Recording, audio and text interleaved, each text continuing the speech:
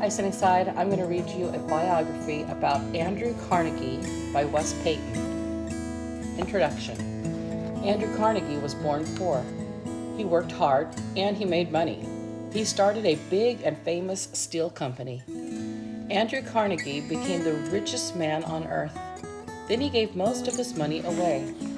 Why did he do that? Chapter 1. The Carnegies come to the United States. Andrew Carnegie was born in Scotland in 1835. His father was a weaver. He wove thread into cloth. Then a machine was invented to do this job. Many weavers lost their jobs. Andrew's father was one of them. The Carnegie family decided to move to the United States. They left on a ship from Glasgow, Scotland.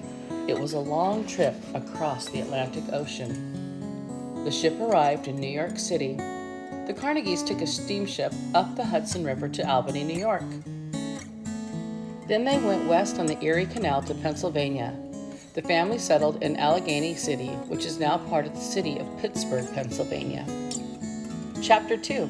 Andrew Carnegie as a young man. Andrew was now 12 years old. He went to work in a cotton mill. Later he became a telegraph messenger boy. He taught himself to use a telegraph machine. A telegraph machine was used to send messages before the telephone was invented. Andrew became a telegraph operator at the age of 17. In 1853, Andrew took a job with the Pennsylvania Railroad. He was a clerk and a telegraph operator. During the Civil War, Andrew helped organize telegraph services for the Union Army. People liked how hard Andrew worked. He soon became the manager of part of the railroad. Chapter 3. Andrew Carnegie and Steel. In 1872, Andrew visited Europe. While he was there, he learned about a growing need for steel. Steel is a hard, strong product made from metal. It is used to build things. When he came back, Andrew and some partners bought land near Pittsburgh and built a steel mill. The steel mill grew and it made money. Andrew kept buying and building more steel mills. In 1892, he started the Carnegie Steel Company. The company grew, but there were problems. The biggest was a strike by workers. Andrew had to cut their pay. The workers said they would not work unless they were paid more.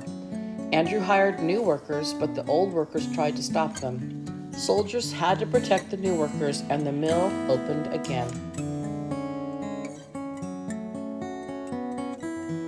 Chapter 4. Andrew Carnegie retires.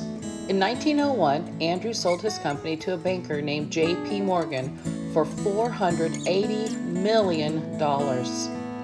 Morgan said, "Mr. Carnegie, I want to congratulate you on being the richest man in the world." Andrew was now 65 years old. Andrew thought wealthy people should not keep all of their money for themselves. He believed it was their duty to help other people. Andrew wrote several books about this idea. He set up foundations that gave his money away. Andrew liked libraries. He thought people could use libraries to educate themselves. He built 2,500 libraries all over the world. He also gave money to build lots of other buildings. Several are named after him. Many of Andrew's foundations are still around today. One of them is the Carnegie Hero Fund. It rewards people for bravery. Although Andrew Carnegie started life poor, he gave away over $350 million during his lifetime. He is remembered today as a successful person who used his money to help others.